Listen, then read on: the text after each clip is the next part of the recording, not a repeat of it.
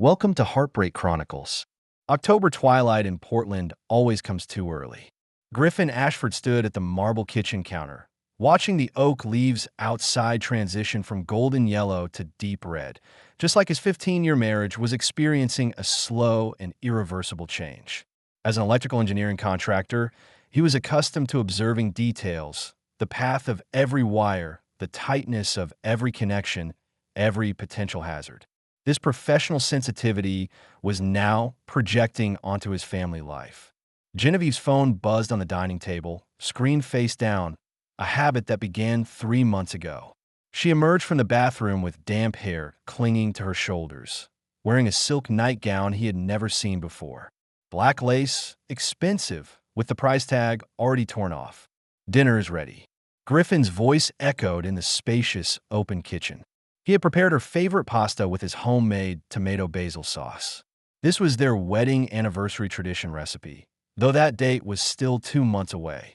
When Genevieve came downstairs, her high heels clicked crisply on the hardwood floor. Even at home, she now habitually wore elegant high heels. Her makeup was more elaborate than usual, her lipstick a deep red shade he didn't recognize. "Smells wonderful," she said, but her eyes didn't look at the food. Instead, she quickly glanced at her phone screen, then immediately flipped it over. Griffin noticed this action, just as he noticed all the other subtle changes. Over the past 6 months, Genevieve's behavior patterns had undergone systematic changes. She began paying attention to her appearance, buying expensive cosmetics and clothing. She claimed to have joined a new gym, but never brought home any workout gear. Her work hours became irregular, often claiming emergency projects required overtime. As marketing director at a real estate agency, Genevieve did indeed have demanding work, but Griffin understood her professional rhythms. After 15 years of marriage, he could accurately predict her work cycles and stress points. Now, the pattern was completely different. "How was work today?" Griffin sat down at the dining table, observing her reaction. "Very busy." Genevieve's answer was brief and perfunctory as she checked her phone while speaking. "The Pemberton project needs a complete marketing strategy overhaul. The client wasn't satisfied with our previous proposal." Griffin nodded, continuing to observe. The Pemberton project was a high-end residential development worth over $20 million.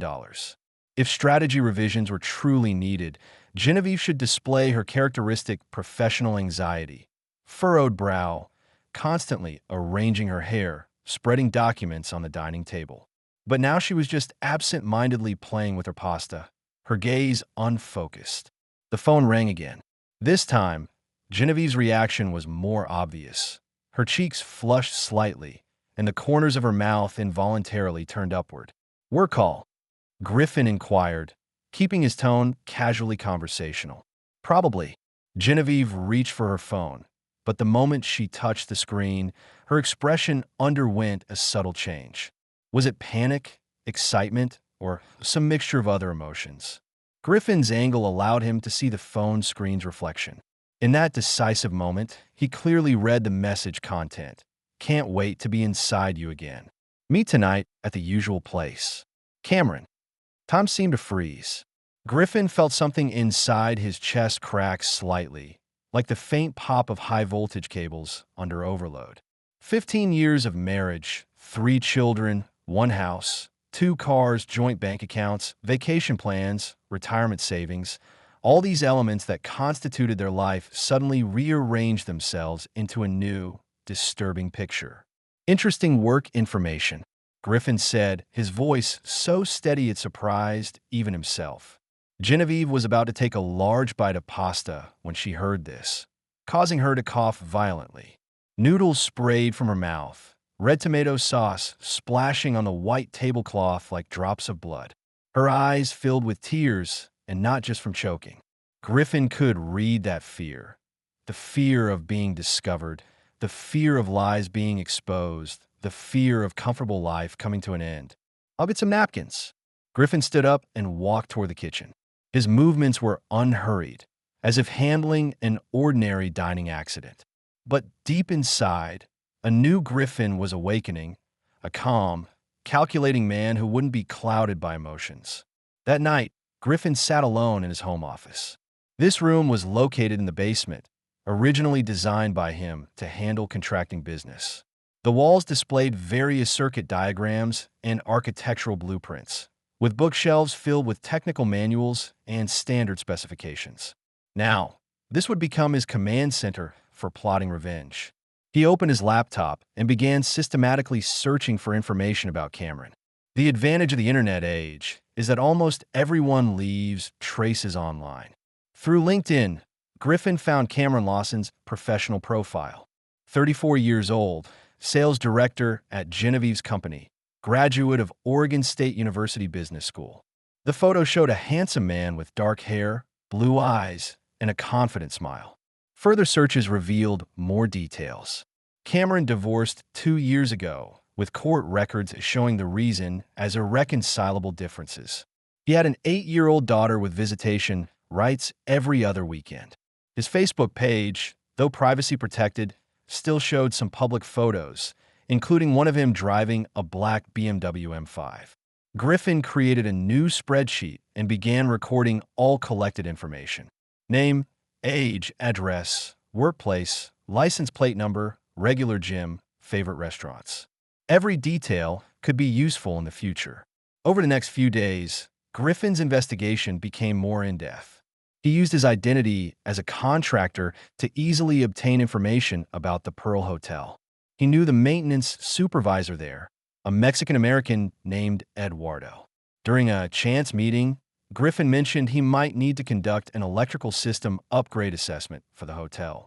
"Of course, you're always welcome," Eduardo said enthusiastically.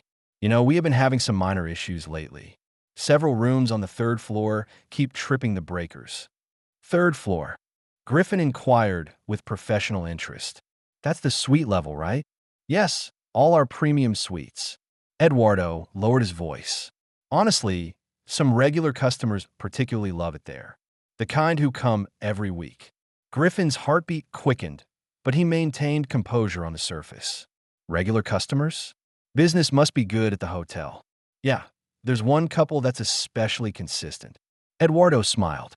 "Every Tuesday and Thursday, punctual as clockwork. The woman is really beautiful, blonde with blue eyes. The man drives a BMW. Bingo," Griffin said to himself. That Thursday night, Griffin told Genevieve he needed to go to Salem to handle an urgent engineering problem. Salem was about an hour's drive from Portland and served as the state capital. He did indeed have a project there, so this excuse was flawless. "Might have to stay overnight," he said while packing his tool bag. "The state government building's electrical system has problems, and they require immediate attention." Genevieve's eyes immediately brightened, though she tried to hide it. "Oh, that's terrible. Stay safe." "I will." Griffin kissed her forehead, noticing the scent of her new perfume. Not her usual light floral fragrance, but something more intense and seductive. Griffin did drive away from home, but he didn't head to Salem. Instead, he parked his car in a lot 2 blocks away from the Pearl Hotel. He put on a baseball cap and sunglasses, and though it was already dark, this disguise made him look like an ordinary passerby. At 8:15 p.m., he saw Genevieve's white Audi Q5 enter the hotel's valet parking area. When she got out, Griffin noticed she wore a black dress he had never seen before, form-fitting with a hemline just above her knees. Her high heels were at least 4 inches tall, and she walked with practiced elegance. 5 minutes later, Cameron's BMW appeared. He handed his car to the valet and quickly walked into the lobby. Even from a distance, Griffin could see their intimacy when they met. Cameron's hand naturally rested on Genevieve's waist while she leaned against him, laughing at something he said. Griffin took out his camera, professional equipment he had specifically purchased for this purpose, equipped with a telephoto lens. He photographed them entering the elevator, noting that Cameron pressed the button for the 3rd floor. For the next 2 hours, Griffin sat in his car waiting. He opened his laptop and continued his research. Through public property records, he discovered Cameron lived in a high-end apartment building in the Pearl District with monthly rent exceeding $3,000. He also found that Cameron had recently purchased a Harley-Davidson motorcycle priced at nearly $30,000. Clearly, Cameron, as a sales director, earned well, but Griffin doubted whether these luxury expenses came entirely from his salary. At 10:30 p.m., Griffin saw them emerge from the hotel. This time, they didn't immediately separate. Instead, they embraced and kissed at the hotel entrance, completely ignoring passing pedestrians. Genevieve's fingers ran through Cameron's hair while his hands restlessly roamed her back. Griffin continued photographing, each shot potential evidence for the future. When they finally separated and drove away in their respective cars, Griffin started his own car but didn't immediately return home. Instead, he drove to a 24-hour coffee shop in downtown. He needed time to process everything he had witnessed tonight, and more importantly, he needed to formulate a plan. Sitting in the corner of the coffee shop, Griffin opened his notebook and began writing down his thoughts. First, he needed more evidence. While the photos were compelling, they weren't enough. He needed financial records, communication records, an indisputable chain of evidence. Second, he needed to understand the specific terms of the prenuptial agreement. When they signed that document 15 years ago, they were both young and full of hope for the future. Now, that document might become his most powerful weapon. Third, he needed to protect his assets. If Genevieve realized he already knew the truth, she might take action to transfer funds or hide property. He needed to quietly and legally protect what belonged to him. Finally, and most importantly, he needed to consider the children. Isabel was 13 this year, at a sensitive adolescent stage. 11-year-old Nicholas and 9-year-old Lillian, though younger, would also be affected by family breakdown. Whatever revenge he pursued, he couldn't let the children become victims. Griffin wrote in his notebook, Phase 1, information gathering in progress. Phase 2, legal preparation. Phase 3, financial isolation. Phase 4, execution. He checked his watch. It was nearly midnight.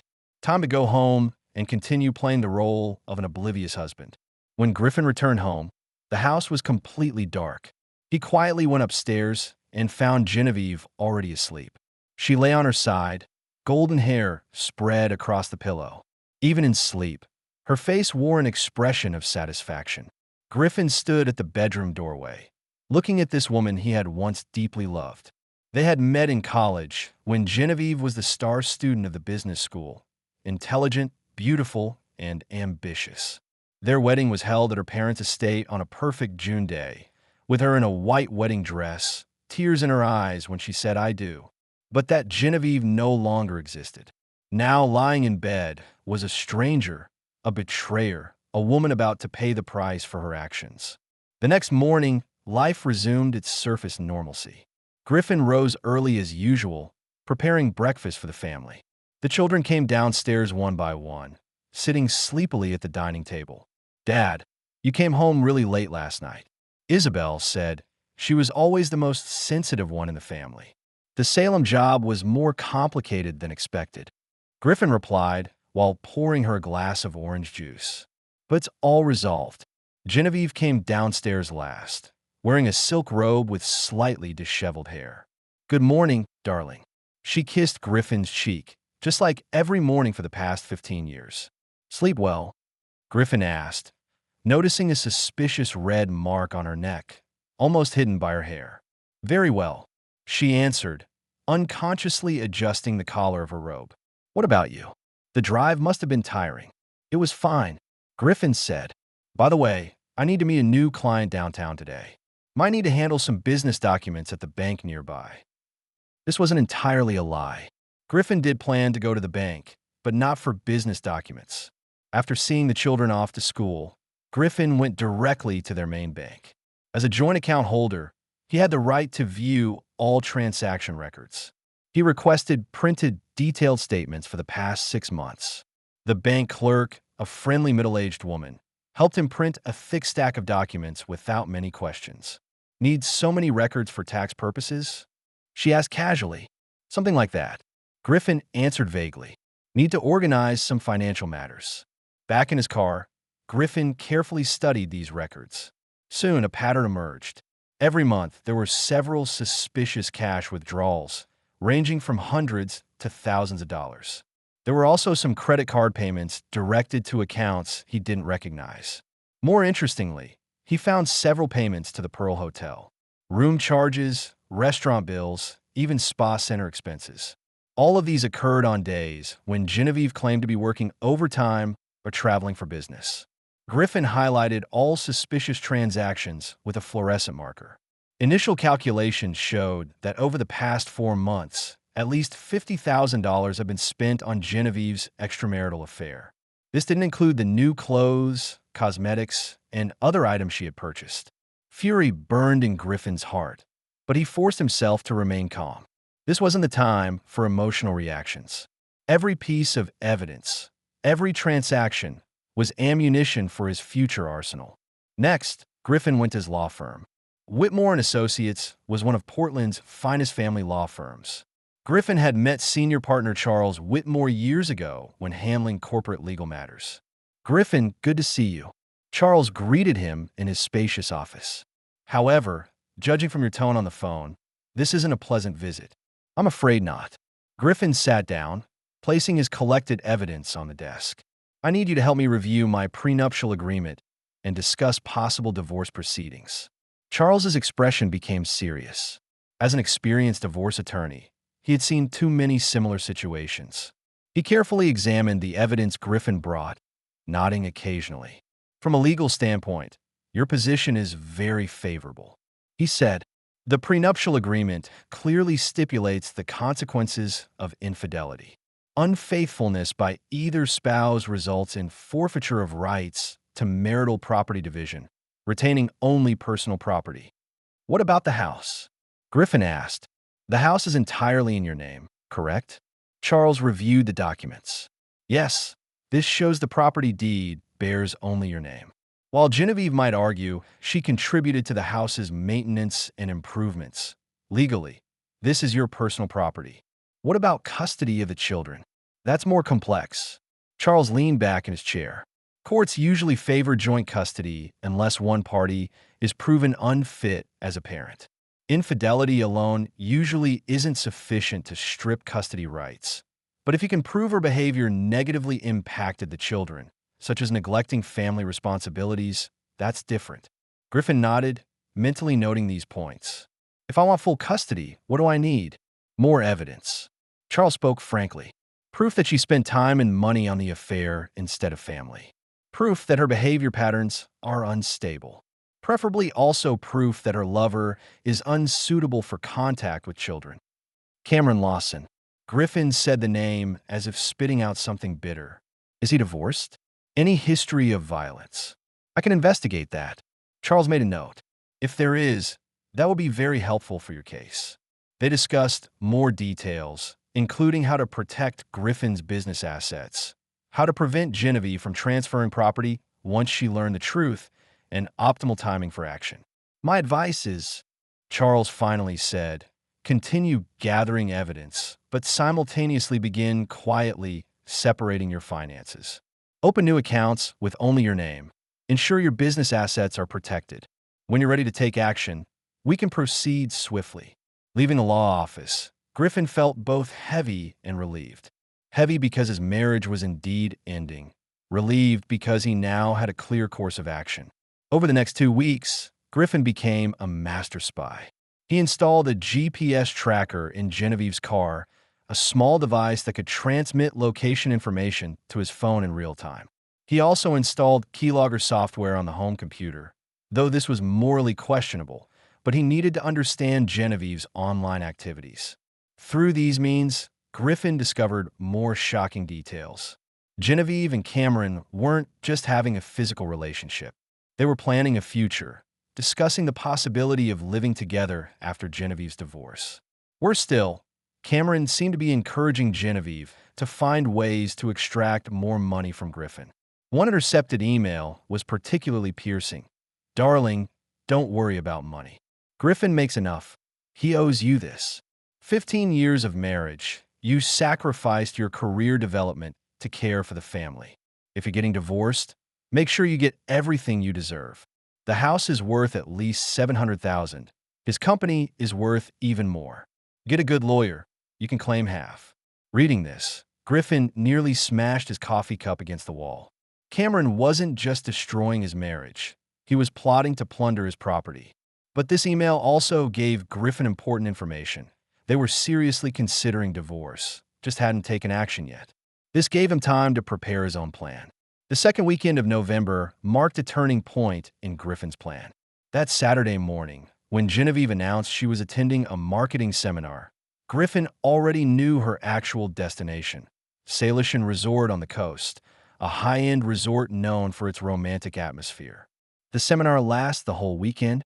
Griffin asked casually while cleaning breakfast dishes in the kitchen. Yes, it's an important industry conference, Genevieve said while checking her luggage.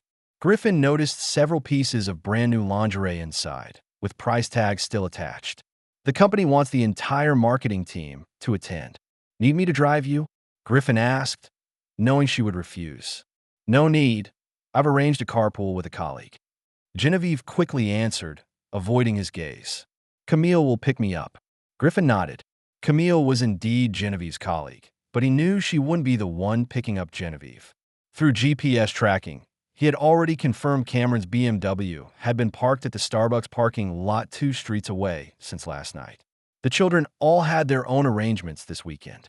Isabel had school drama rehearsal, Nicholas had a soccer game, and Lillian was attending a friend's birthday sleepover. This gave Griffin perfect freedom of action.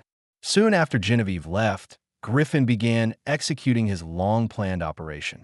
First, he contacted a former police officer friend who specialized in private investigation, Blake Morrison. Blake owed Griffin a favor. Years ago, Griffin had renovated his entire home electrical system for free. I need you to help me with some investigation, Griffin said on the phone. Legal, but requiring professional skills. Tell me. Blake's voice carried understanding. In his career, he had seen too many similar situations. Cameron Lawson. I need to know everything about him, especially any possible criminal record, financial problems, or other unsavory matters. Give me 48 hours. Blake promised. If this guy has any dirt, I'll find it. After hanging up, Griffin began the second step of his plan. He drove to Cameron's apartment building. As an electrical contractor, he had ways to access most buildings. He wore work clothes and carried a tool bag, looking like any weekend overtime maintenance worker. In the building's underground garage, Griffin found Cameron's motorcycle parking spot. He carefully checked the angles of surrounding security cameras, then installed another GPS tracker under the motorcycle. This way, even if Cameron didn't drive the BMW, Griffin could still track his movements. Returning home, Griffin began organizing his finances. He transferred most liquid assets to a new account bearing only his name. He also contacted his accountant, requesting preparation of a detailed asset evaluation report. His electrical contracting company was worth over $2 million, the result of 15 years of hard work, and he would never let anyone take a penny of it. That evening, when the children were all at their respective activities, Griffin sat alone in his study and opened Genevieve's laptop. The keylogger software showed all her recent activities. Besides frequent communication with Cameron, he also discovered Genevieve had been browsing divorce attorney websites. One website particularly caught his attention, Martinez and Shun, specializing in representing women in divorce cases with the slogan, "Fighting for maximum benefits for women." Genevieve had even filled out a preliminary consultation form, though she hadn't submitted it yet. Griffin sneered. It seemed Genevieve was also making her preparations.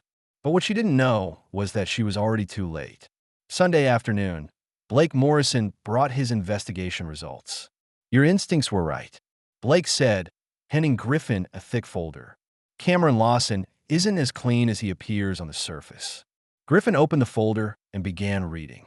Cameron had been arrested for drunk driving 5 years ago, though it ultimately resulted only in a fine. More interestingly, his divorce records showed his ex-wife accused him of having affairs, and not just once. There's more. Blake pointed to another page. His financial situation is interesting.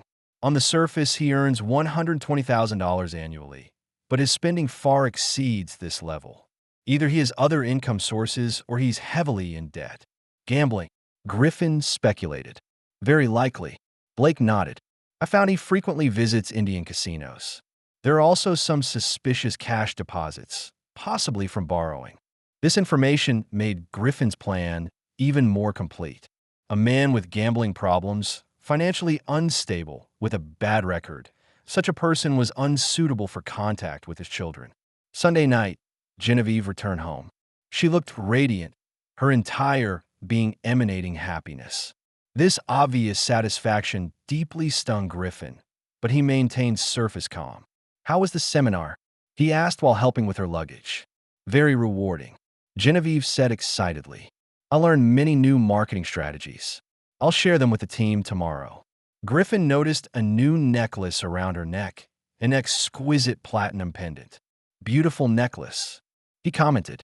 Genevieve's hand unconsciously touched the necklace. Oh, this? I saw it at the hotel gift shop and thought it suited me, so I bought it. Another lie. Griffin mentally recorded it. That necklace was worth at least $2,000, not something a hotel gift shop would sell. Over the next few days, Griffin continued his double life. During the day, he was a normal husband and father, handling business, driving children around, having family dinners. At night, he became a plotter, perfecting his revenge plan. Wednesday morning, Griffin received a message that advanced his timeline. His bank manager called to tell him someone had attempted to withdraw a large sum from their joint account. Mr. Ashford, someone wants to withdraw $50,000 in cash. The manager said, due to the large amount, we need both parties' signatures for confirmation. Who requested the withdrawal?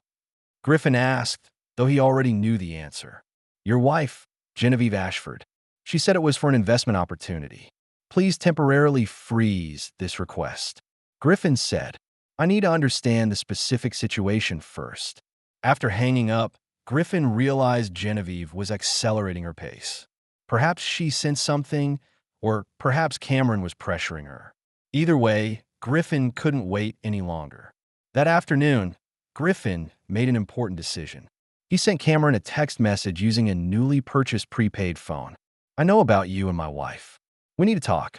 Tonight at 8 p.m., Pioneer Courthouse Square. Come alone, or all evidence goes public. GA. Less than 5 minutes after sending the message, Griffin's new phone rang. Cameron calling. Ashford. Cameron's voice sounded nervous. That's me. Griffin answered calmly. Listen, I don't know what you think you know. I know enough. Griffin interrupted him. The Pearl Hotel. Weekly meetings every Tuesday and Thursday. Salish Resort last weekend. Should I continue? Silence on the other end. What do you want? Cameron finally asked. Tonight at 8. Don't be late. Griffin hung up. That night, Griffin told Genevieve he needed to attend a contractors association meeting. She was busy typing on her phone and just nodded dismissively. Pioneer Courthouse Square was a downtown Portland landmark with considerable foot traffic even at night. Griffin chose this location deliberately. Public spaces meant safety, but open enough for private conversation. At exactly 8 o'clock, Griffin saw Cameron approaching from the other end of the square. He wore an expensive cashmere coat, looking nervous and alert. Ashford, Cameron said as he approached, his eyes scanning around as if searching for possible traps. Sit. Griffin pointed to the nearby bench. They sat side by side, like two strangers coincidentally sharing a bench. Other people in the square continued their lives, no one noticing the tension between these two men. I'll cut straight to the point. Griffin began, his voice low and steady. Your relationship with Genevieve must end immediately. Cameron turned to look at him. You can't. I can. Griffin interrupted. And I will. You have two choices. First, immediately end this relationship, leave Portland, and never contact Genevieve again. Second, I'll make all your problems public. What problems? Cameron tried to bluff. Griffin pulled an envelope from his pocket and handed it to Cameron. Take a look. Cameron opened the envelope to find copies of his criminal record, casino surveillance photos, and other documents. His face gradually turned pale. Does your employer know about your gambling problem? Griffin asked. How much do you owe, Cameron? 50,000? 100,000? More. This is blackmail. Cameron's voice trembled. No, this is giving you a chance to choose. Griffin corrected. Disappear or be destroyed. Genevieve won't believe you. Cameron tried to counterattack. She loves me. Griffin laughed coldly. She loves the excitement you give her, Cameron. Once she knows your true situation, do you think she'll stay with you? A debt-ridden gambler? Cameron fell silent for a long time. The square's clock chimed 8:30. If I leave, he finally said, what do you plan to do about Genevieve? That's none of your business. Griffin stood up. You have 48 hours to decide. Either disappear or watch your life be destroyed. Griffin turned and left without looking back at Cameron. The first step was complete. Now it was time to execute the real plan. When he returned home, Genevieve was already in bed. Griffin sat in his study for a long time, contemplating the next steps. He knew Cameron would likely warn Genevieve, but this was part of his plan. Sure enough, the next morning Genevieve's behavior was noticeably different. She was absent-minded, frequently checking her phone, anxiety written across her face. Are you okay? Griffin asked during breakfast. I'm fine. Genevieve forced a smile. Just some work pressure. Griffin nodded and continued eating his oatmeal. He knew Cameron had already contacted her with the warning. Now, Genevieve was caught in a dilemma. She didn't know how much Griffin actually knew or how to respond. That afternoon, Griffin received a call from Blake Morrison. There's an interesting development. Blake said, Cameron Lawson booked a flight to Las Vegas this morning. One way. What time is the flight? Tomorrow afternoon. Looks like your conversation was very effective. After hanging up, Griffin felt a sense of satisfaction. Cameron had chosen to flee, meaning he would no longer pester Genevieve. But this was only the beginning of revenge, not the end. That night, Griffin decided it was time for a showdown. The children were all upstairs doing homework, leaving him alone with Genevieve in the living room. We need to talk.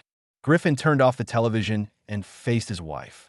Genevieve immediately looked nervous. Talk about what? About our marriage. Griffin said, about Cameron Lawson.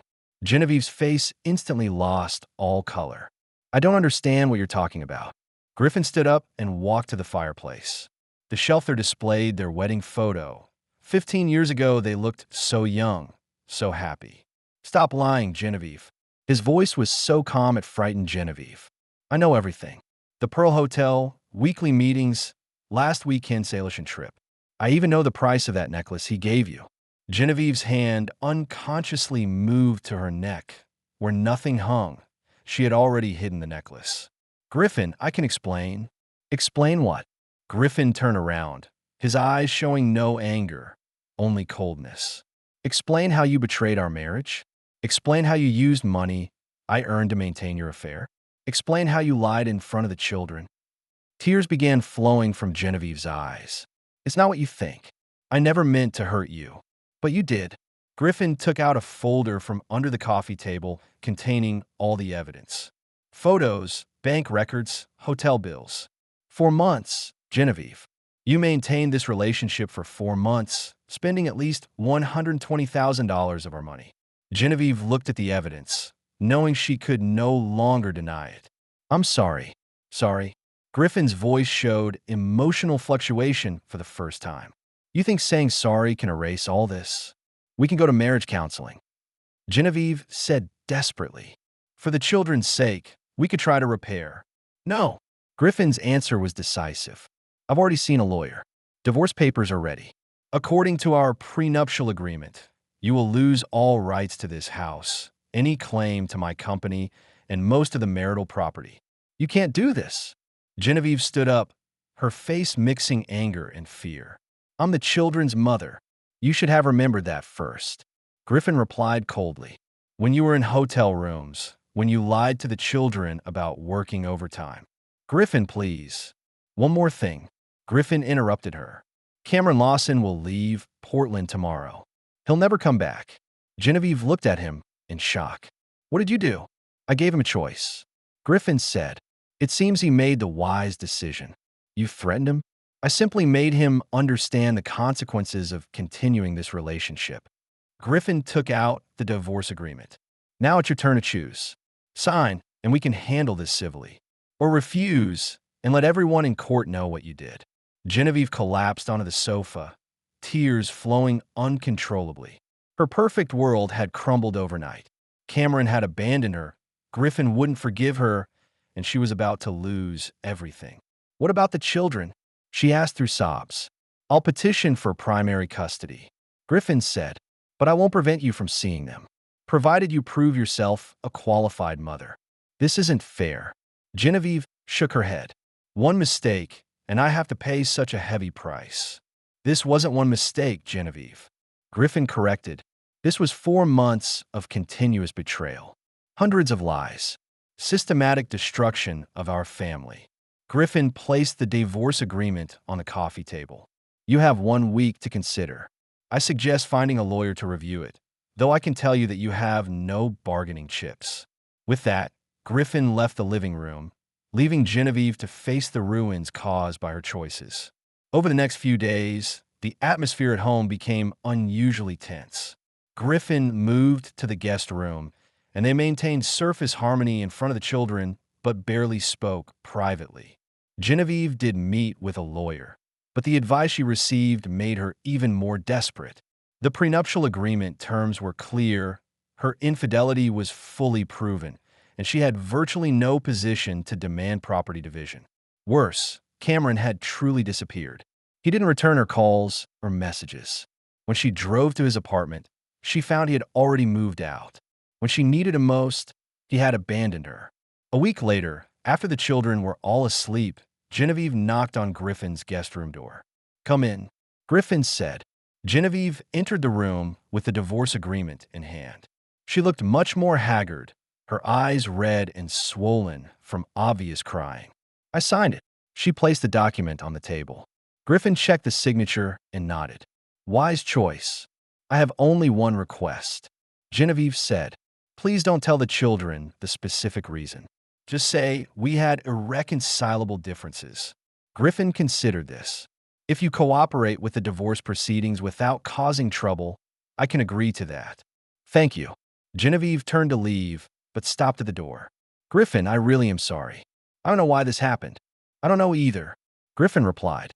"But it doesn't matter now." After Genevieve left, Griffin looked at the divorce agreement in his hands. 15 years of marriage ended just like this, not dramatically, but quietly. But this was exactly the result he wanted. 2 months later, the divorce was officially finalized. Genevieve moved into a small apartment, able to see the children every other weekend. She kept her job, but lost her once comfortable lifestyle. Griffin continued his life. He focused on his career and children, occasionally remembering the good times, but more often celebrating that he had discovered the truth in time. One day, he ran into Eduardo, the Pearl Hotel's maintenance supervisor, downtown. "Hey, Mr. Ashford," Eduardo greeted enthusiastically. "Remember that couple who came every week? They suddenly stopped coming. The hotel kind of misses their business."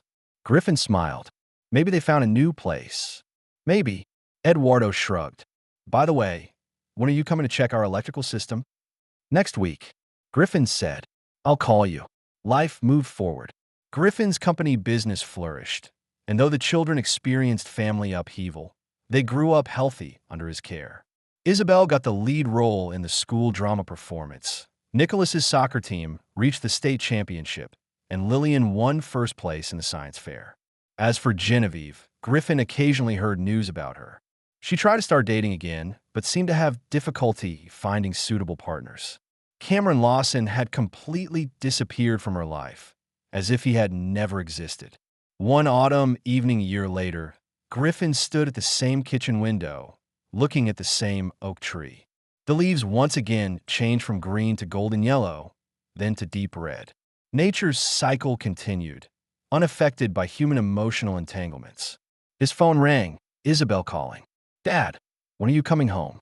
We're waiting for you for dinner." "I'll be right there," Griffin answered. "Tell Nicholas and Lillian to start setting the table." After hanging up, Griffin took one last look at the scenery outside the window. The past was past. What mattered was the present and future. He picked up his car keys, ready to go home and have dinner with his children. In this story, there are no real winners. The damage caused by betrayal is far-reaching, affecting everyone involved. But sometimes, justice must be served, even if the process is painful. Griffin chose not to forgive, not out of cruelty, but because certain boundaries, once crossed, cannot be uncrossed. This is a story about choices and consequences. Every choice has its price, every action has its reaction. Genevieve chose betrayal. Cameron chose to interfere in someone else's marriage, and Griffin chose revenge. In the end, everyone paid the price for their choices. Life is like this, full of choices and consequences. Wise people consider consequences before making choices, while foolish people only realize the weight of their choices when facing the consequences. That's the end of today's story. For more captivating tales, hit subscribe and never miss an episode.